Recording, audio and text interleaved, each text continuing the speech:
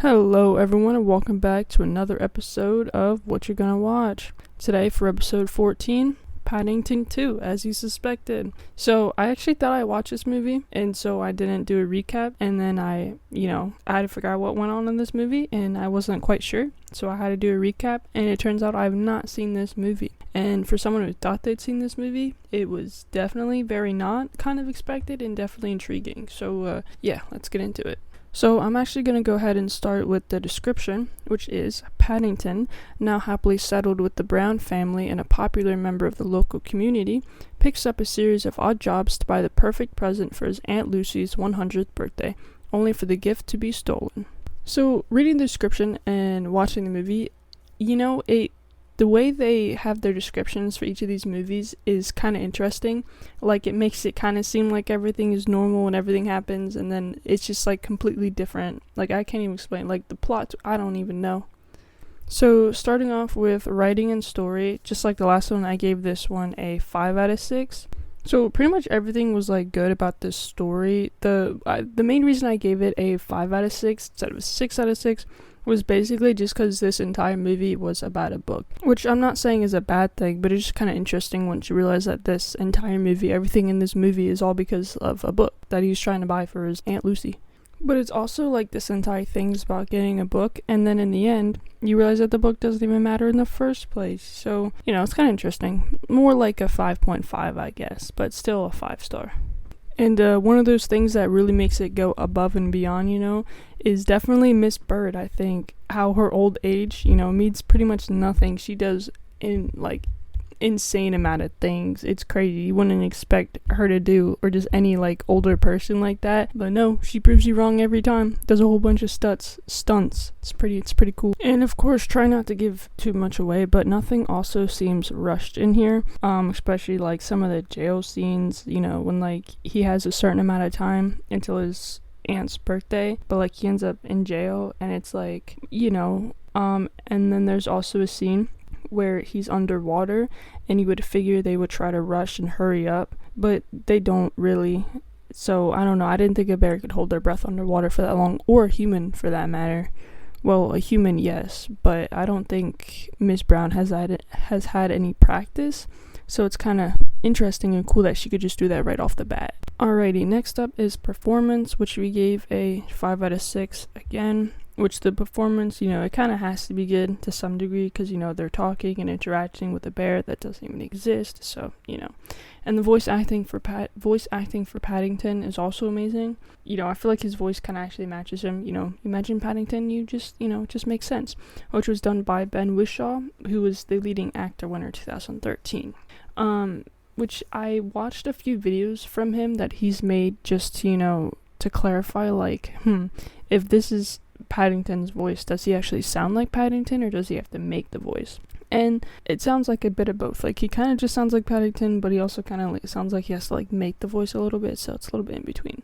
So yeah, and this is just a nice movie to watch for any age. Even though the bear wasn't real, his performances were definitely still great. The death stare he gives every single movie, pretty much, once per movie. The whole Knuckles situation and the whole marmalade thing and turning their laundry pink and stuff like that.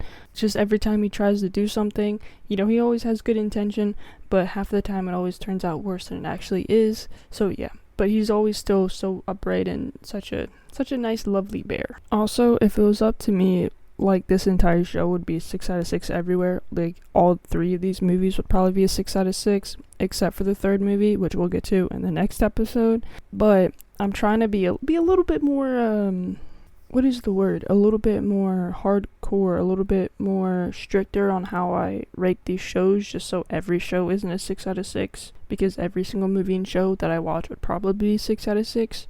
So yes, if you're wondering exactly why they're not a 6 out of 6 when I really want to give them a 6 out of 6, this is me on the more of the less lenient side when it comes to rating. With that out of the way, next is visuals and style, which obviously get a 6 out of 6, trying not to give too much away.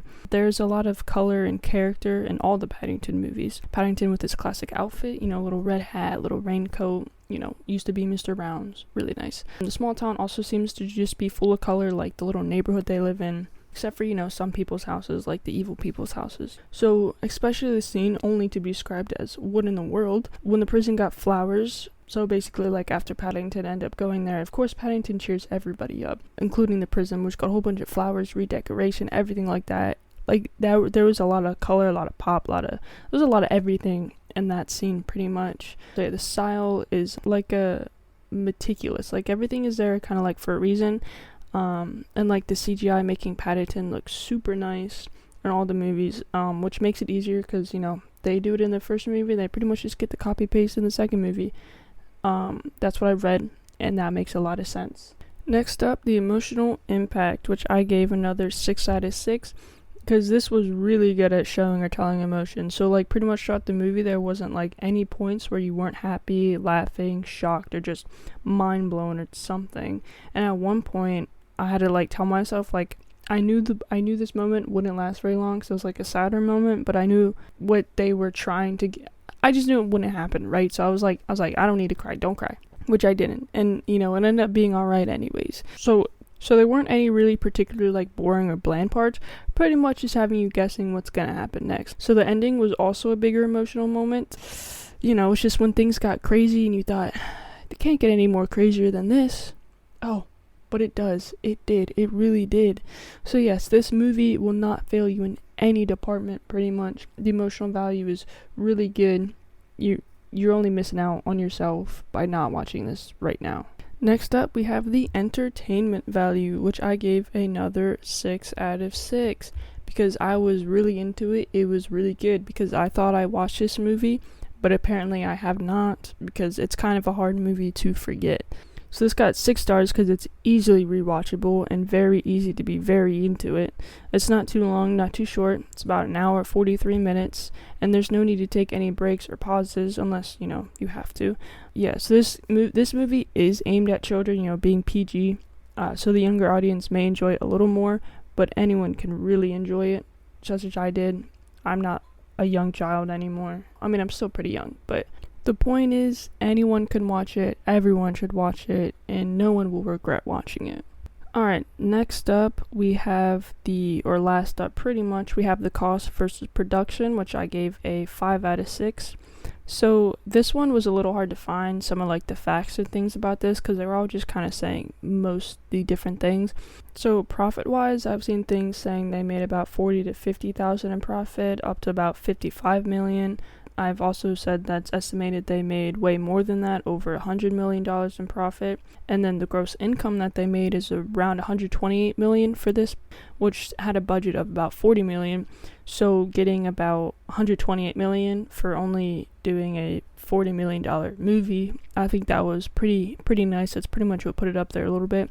Which was also $15 million less than the first movie's budget, sitting at $55 million. So this movie brought in more, I think, and was also at a lower budget than the first movie, and it still did really good. So if that isn't any clear indication, then I don't know what is. So Rotten Tomatoes gives a critic review of 99 to 100% and a 4.3 out of 5. So that's also really good. IMDb gives it a 7.8 out of 10 from over 100,000 people, and Metacritic gives it a score of 88 out of 100 from critics and an 8.3 out of 10 from users. And most of the other platforms are between a 4, 4.5 to 5 stars. So all the platforms are all really good. It made a whole bunch of money. Everyone really likes it. I really like it, so no reason not to give it, stars. So that pretty much is it. So just a few more things to say, because at this point there already is a sequel, Paddington in Peru. Hang with me for a second, because this was actually something I found pretty interesting. So Paddington 2 was released in theaters on November 10th, 2017, right? And in June of 2016, so a little over, about a year before, not quite. But the CEO, David Heyman, stated that the studio was committed to making a third Paddington. So this was kind of like before the second one really even came out. And then in November of 2017, whenever this one did come out, David Heyman told Digital Spy, with no scripts or locations, they've been discussed and some ideas and scenes have already begun. And then in November of 2018, David announced the third movie was going to happen, but the director Paul King, he wouldn't be back because he was working on Wonka, which I think we all know. Paddington 3 officially started development in February of 2021, shooting the first quarter of 2022, later in June becoming Paddington in Peru. Even while they were making this one, and even before Paddington 2 came out, they were already making Paddington in Peru. So which is kind of interesting. Another thing that I found interesting is that there are about 50 little statues around London of Paddington. They're all the same type of statue. I think it's basically like Paddington taking off his hat, kind of like saluting you. You know what people do? I don't know. So I'm pretty sure also what I heard is that they're getting auctioned in December. I'm not sure where or why, but I also am pretty sure that a few members of the cast themselves were able to paint the bears, but what I've seen from the talk show kind of thing that they were on when they were mentioned is that they painted the bears, but they didn't actually paint the bears themselves. So that was a little confusing. I'm not quite 100% sure what's going on with that, but I would really love to go to London just to see the statues. So that basically puts Paddington at another 33-34 out of 36. The genre is adventure, family, and comedy. And overall rating is about a 5.5. That is going to be it for this episode. I appreciate you guys sticking with me through this episode. If you guys have any other episode suggestions, recommendations, make sure you guys leave them in the comments. Without further ado, I'll catch you in the next episode of Paddington in Peru.